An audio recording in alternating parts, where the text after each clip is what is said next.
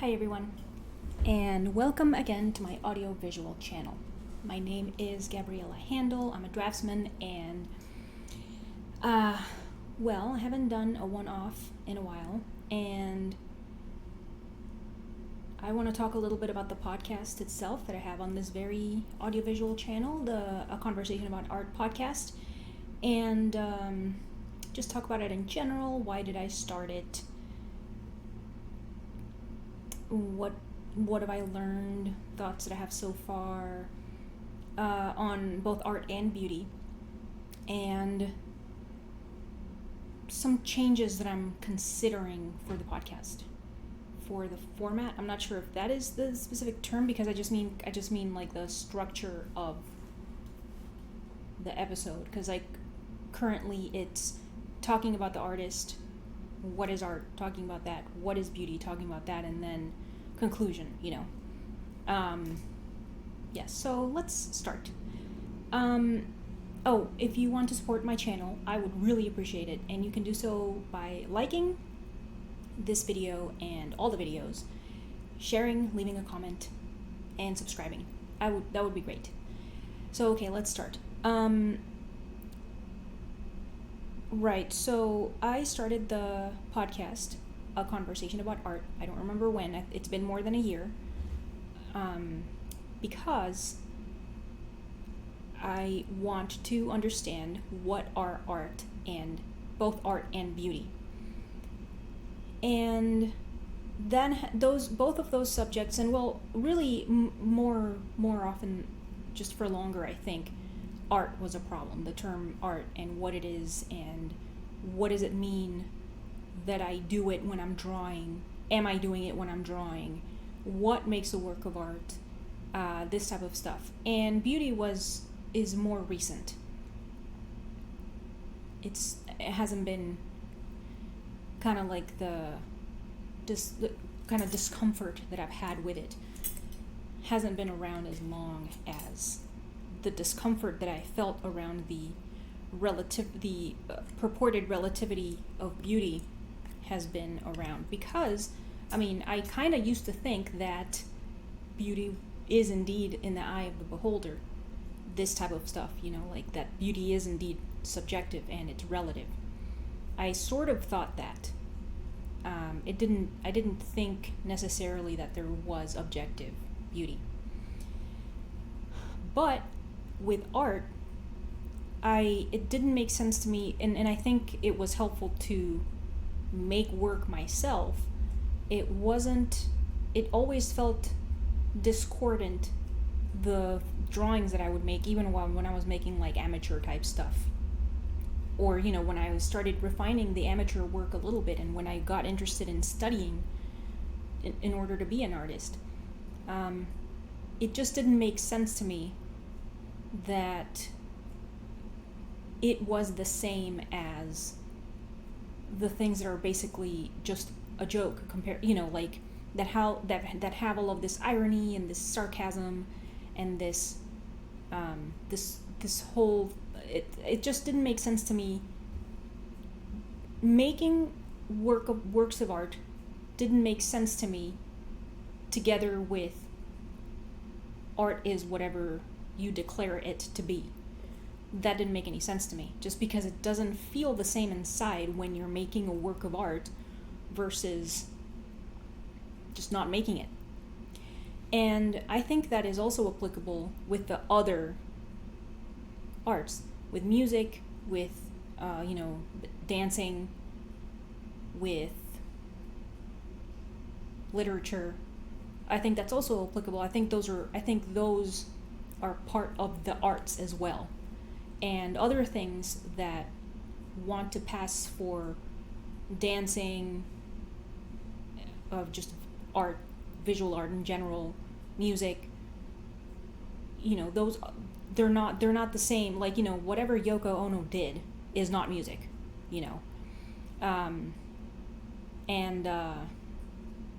I have mixed feelings about certain types of movements that call themselves dancing.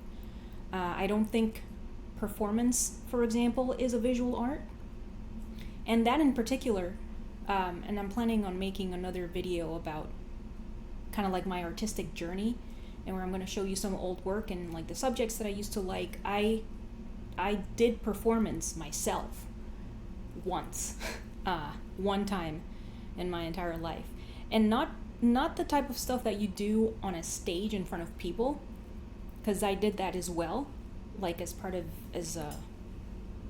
like a burlesque troupe type thing, but as a art performance. I did that, and I was like, this is not the same. This is not the same in any capacity as making a drawing, in the sense that it is not art.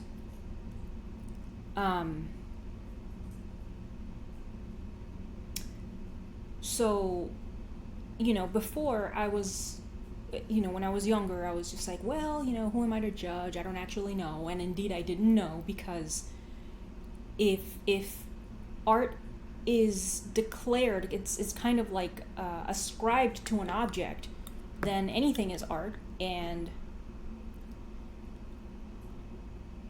that kind of makes it so there's just no definition of art, of what it is. And it just, at the for all of those years of my youth, I mean, for a lot of time I kind of didn't care. And other times when I would go to a show or something and I saw ridiculous things on the walls or on the floor or whatever, I was just like, I mean, I guess,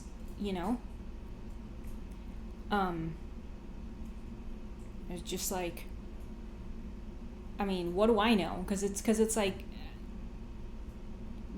it didn't occur to me, or I don't know, I was very lazy about thinking about stuff, and so it didn't occur to me to just sit and think more about it the way I'm trying to do now. The way, I mean, I guess in the at least the exercise in part for me is to, if I think about sitting down and drawing, kind of to try to describe with words what I'm doing. And obviously it isn't just to draw something. It isn't just to draw something, although it is to draw something, but it has like a specificity that I don't know how to describe yet, because it seems to involve a lot of things. But anyway, the thing is that right, so I'm not entirely sure what exactly sort of seeded the idea that I should search for what is the meaning, what is the definition of art, and its meaning, and its importance, and this type of stuff. I think it's because I started listening to Jordan Peterson's lectures on different sorts of subjects, and I'm not sure what else. There's probably something else in there, maybe talking about it with my husband also, because with him I would talk about, he would ask me, is there objectively good art, is there objectively bad art, this type of stuff. And I don't know, I mean, in talking with him and listening to Jordan Peterson's lectures and interviews, just both of them have, they started helping me to learn how to think. And I don't feel like I've been taught how to critically think, in the sense that, for example, just like being able to argue in favor of something and against the same thing, for example, in order to try to understand why somebody might agree with an idea or disagree with it, for example. And I also never really made the effort of sort of sticking with a thought and kind of dancing around it and try to look at it from different angles and try to kind of finish thinking about the thought. And this is really abstract. I'm just learning how to do it because it's been, I don't know, like less than 5 years lessons. It's been a very short time compared to my whole life. So it's an exercise that it's something that I'm trying to practice. But the example that I can think of is like if I read a phrase that if I read a phrase that I didn't understand, I'd just be like, I don't understand, and just keep reading whatever I was reading. But now and this, I would say this is in particular thanks to my husband.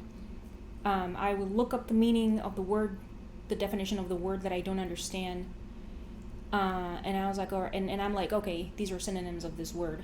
And then actually, this other part might be thanks to Jordan Peterson's guide to writing essays, that after understanding what the words that I didn't understand mean, I'll try to rephrase the sentence using my own words, for example. Like, that's an example. And so that's kind of a lot of effort. It is way easier to be like, I don't know what that means, and keep reading, than to spend however long it might be in a phrase in order to actually try to understand it. So anyway, so like this process of just thinking about things, whatever it might be, for longer, is sort of what led me to slowly led me to no longer settle for being like, I don't know, art, I don't know what art is, I'm nobody to judge what it is or what it isn't because I'm ignorant.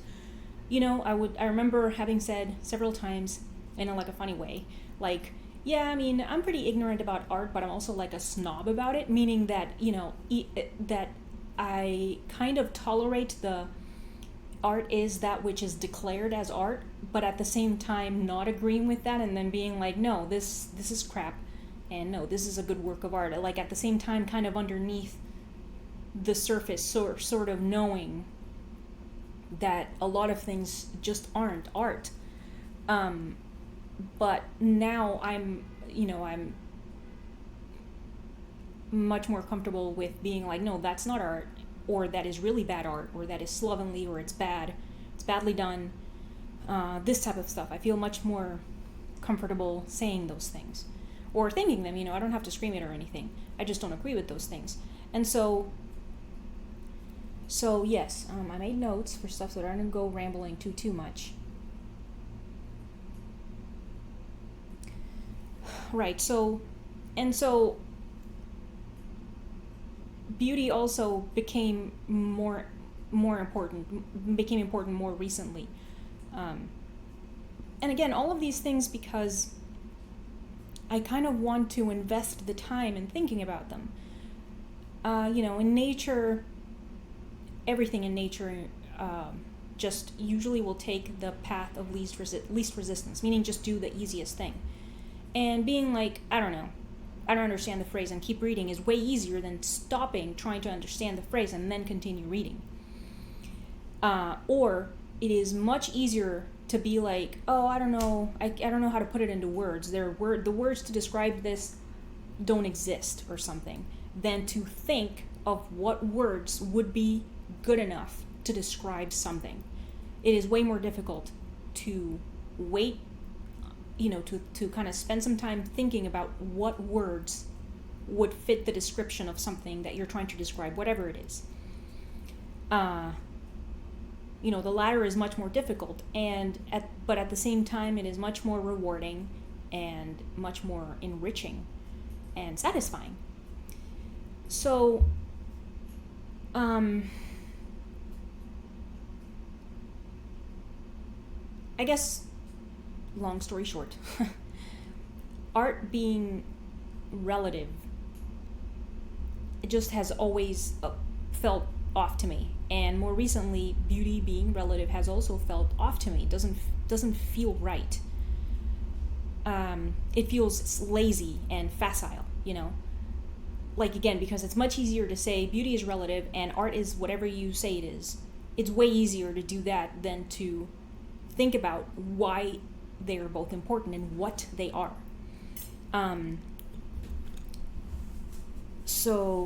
Okay. Now, what have I learned thus far on the podcast?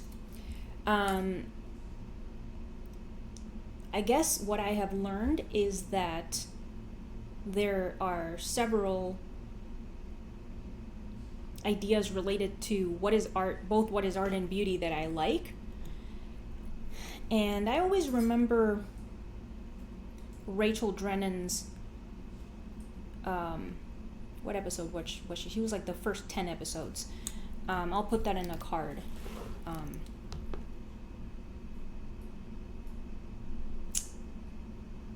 Just give me a minute. write down when to put that card.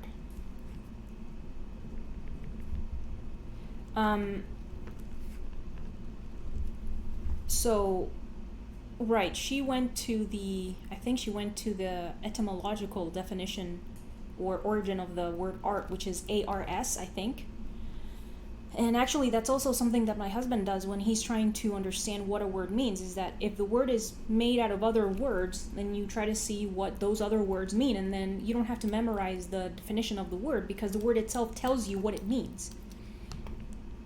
So, in the case of art, I haven't looked it up.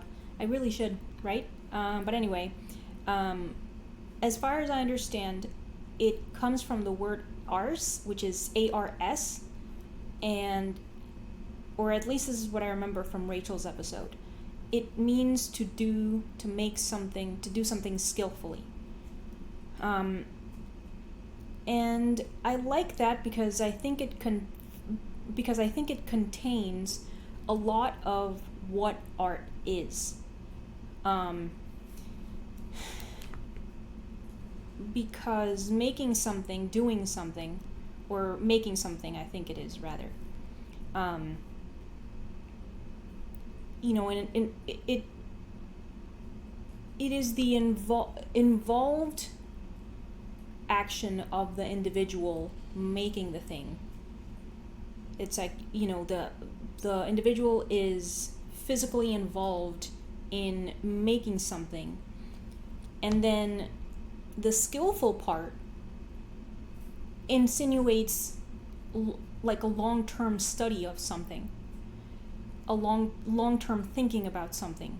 So not just for the production of a single work, but then all of the works that had to be made before the present work, so that the present work could be done with skill. So then, meaning that the skill had to be earned, and it had to be cultivated through practice and just thinking about stuff and trying new things and this type of stuff. So I think with the skill part comes the other things that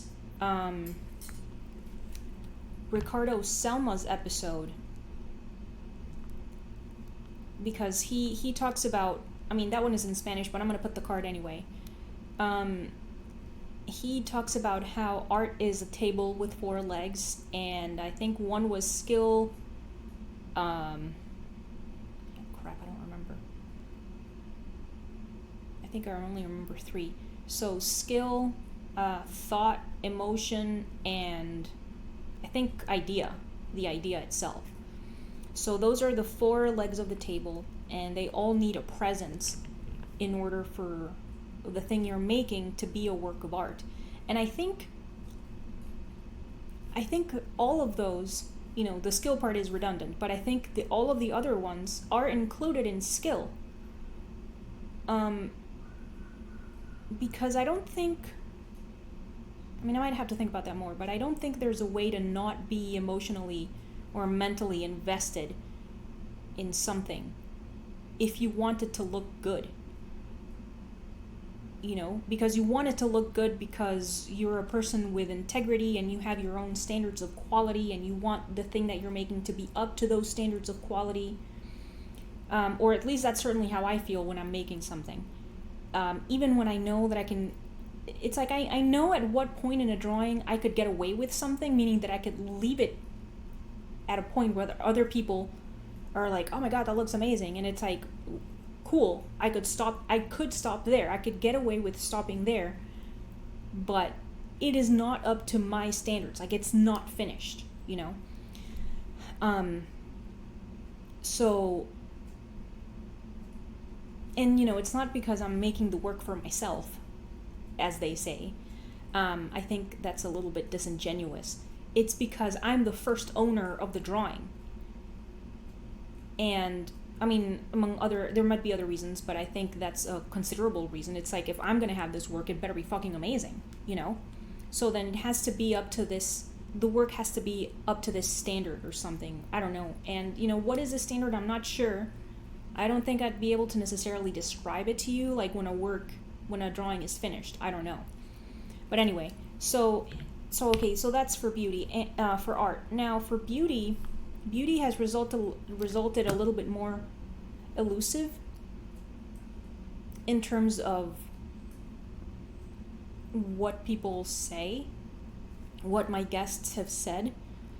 But a relationship to nature has come up pretty often, and the kind of classical Greek philosophy type stuff has started showing up more recently, probably because I deliberately look for certain people, because I want to hear certain things and I want to understand certain things. So there's nature and the classical Greek triad of, I don't actually know if it's classical Greek philosophy, I'm not sure, of beauty, goodness, and what was the other one? Truth. Yes. So I guess that's another thing about the podcast, that I deliberately, without necessarily knowing, when I ask someone if they want to be a guest, I don't strictly have to like the work. Not necessarily, because in a lot of occasions I don't. I seldom like a work of art, enough that I would want to live with the work. But so the kind of stuff that I look for is that I want it to be obvious that the work has effort put into it. I prefer representational work. I prefer the figure. I don't want to see any, trendy ideology, political type stuff. I don't like that, because I do not want to risk that crap in my podcast if I can help it. And typically when it's mentioned, I'll just fucking ignore it, because I'm not fucking interested. I don't care. And I don't think that has a place in art, as as you've heard. If you haven't, well, I guess I can direct you there to the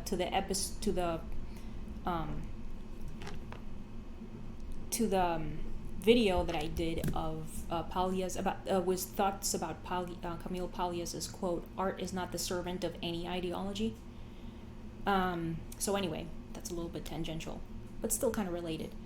Anyway, the thing is that, the relationship of beauty with art and this triad of goodness, beauty, and truth of classical Greek philosophy, I like those a lot, and I have been looking into the classic Greek philosophy lightly, slowly, because I find it pretty intimidating and just daunting.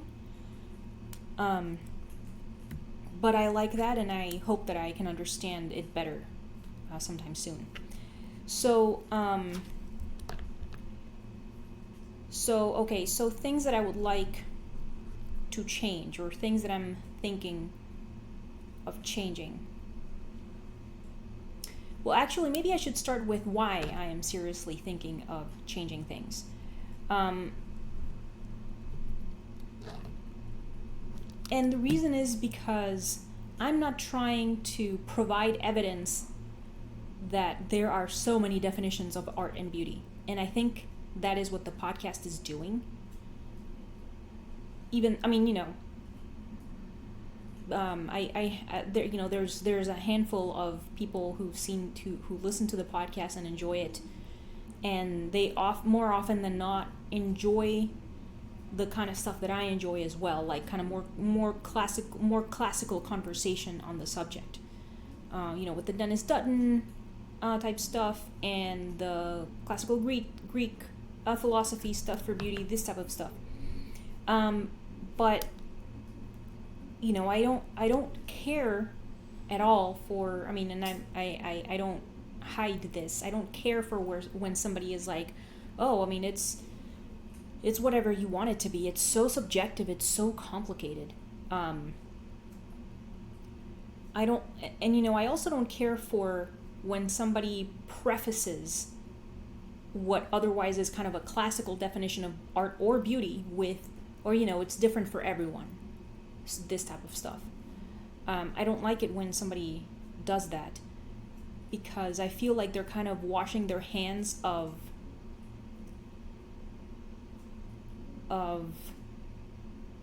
any like clapback they might get from somebody who thinks that art is whatever you say it is. Something like that. And like, again, when somebody says that, I mean, it just kind of annoys me that they do so, and I would rather they didn't, and I would rather they kind of would just stuck to their ground on art is this specifically, and it isn't just what you say it is, But anyway, okay, so I mean, that's why I want to change the format. That's why I want to change the format. So I want the more classical definition, or at least the more classical idea of both things, to have more airtime. I don't want the other things to have more airtime, because I think they've had enough. It's been, I don't know how fucking long. It's been like a century or something. It's like, all right, enough. And I also want to learn more about those things and discuss the things with whoever I talk to. And so, like, then that goes to what kind of change I want to make, which is a change in the format. So what I'm considering, and I mean, I have accumulated a very small backlog, I guess, of episodes to publish. This was my husband's idea, because he was like, why don't you just record 4 episodes in 1 week and then you have a month off? And I was like, you're a fucking genius. And I mean, it's not that it didn't occur to me, I was just being lazy. But anyway, the thing is that I've done that, and I have a small backlog of episodes that are already recorded, and I'm gonna try to think about how to do that. And I mean, for now, so what I want to do is, maybe, I'm not sure about ditching the part about talking about the artist and their like that first part where we just chat about how did you end up being an artist, and why do you paint, why do you do this type of stuff. I mean, I like that part. But then I sort of want to already know what they think about art, both art and beauty, prior to the episode. And then when we're recording, I would sort of kind of quote what they told me off the record, or when I first asked, and then we would discuss that further, or something like that. And I would try to give counterpoints, or try to argue against it, or try to paraphrase it and try to understand it better, what their definition of art or beauty is, and then something like that. And I also am interested in making the episodes longer, but there's physical impediments for that, because we live in a 1-bedroom apartment, so we don't have a recording room in which I can just like close the door and then that's it. What happens is that my husband obviously is not trying to make noise and stuff, so if he has to, if he wants to come out of the bedroom, then he would be making noise, and he's really respectful of that when I'm recording and stuff. So I don't want him to like be in the bedroom for like 2 hours without, where when I know that he wouldn't, like, of his own volition, not come out of the bedroom because he doesn't want to be making noise. That's kind of a dick thing to do, So that's the reason for which the episodes I try to keep them to an hour. But I would like to make them longer in order to be able to discuss the subjects just for longer, and just ask more questions and kind of throw ideas back and forth. Especially as I learn more about the classical Greek triad stuff. So, though I think the way that I might start to sort of wean the change in is by having repeat guests of people who told me things that I really liked about both art and beauty, and just having them on again and kind of reprising the subject and being like, all right, so when you were talking about beauty that one time, you told me this and this and this, so like, what did you mean by this, and conversely, what do you think about this? And then we would, like, further discuss, I don't know, just kind of chew through the idea more, something like that. So yeah, these are the things that have been these are the things I've been cogitating regarding the subject of the podcast, because there were a couple of the last episodes that are gonna come out. I mean, what episodes they are is irrelevant. I just, sometimes I have a bad taste left in my mouth by certain things that are said. And I don't like that, because the point is for the conversations to be enriching and fulfilling, and for them to leave me feeling like I learned something, not like I got the same parroted crap regurgitated into my fucking mouth. You know what I'm saying? So yes, I think I'm gonna, I would certainly like it if you told me your thoughts on this subject, if you think that's a good direction for the podcast, if you think it's stupid or something, or if the podcast was gonna go in another direction, what direction do you think would be best? Or besides the length of the podcast, because I've had a couple of people who listen to the podcast be like, yeah, I wish this was longer, and it's like, I know, I wish it was longer too. By the way, thank you always for listening and leaving the comments, because I greatly enjoy reading them and appreciating and replying. I'm thinking about the stuff that is written in the comments. But yeah, other than the length of each episode, please tell me your thoughts in general about these changes, these possible changes that I'm considering. And yes, thank you again for listening. And thank you very much for your support through liking, sharing, subscribing, and leaving a comment with your thoughts.